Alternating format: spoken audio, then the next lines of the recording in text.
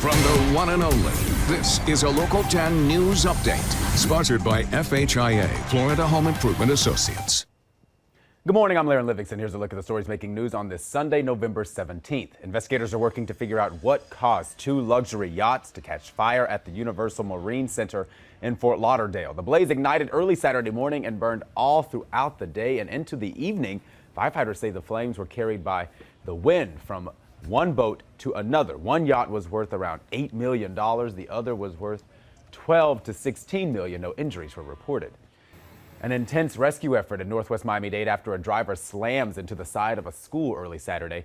We're told the vehicle barreled through a fence and caught fire after crashing into the West Little River K-8 center. Firefighters put out those flames, then had to cut the driver out of that mangled SUV.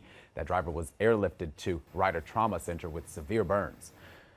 Another wreck out on the road, but this one sadly was fatal. A driver was killed after a car collided with a railroad crossing sign in Dania Beach. The SUV was left mangled next to that sign, which was knocked over near Sheridan Street and North Dixie Highway.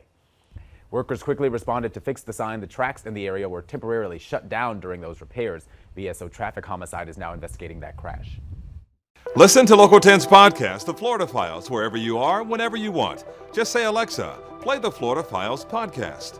Getting the latest episode of Florida Files. Here it is from TuneIn. Previously on the Florida Files. Or just ask Siri, I want to hear the latest Florida Files podcast.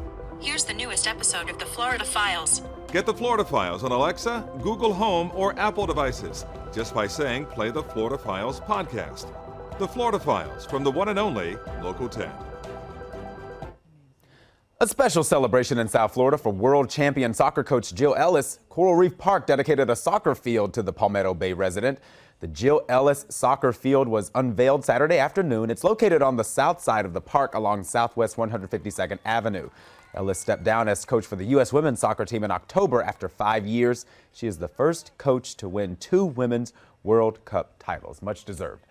As breaking news happens, we have you covered right here on air and online. Just head over to local10.com for more local news coverage and updates.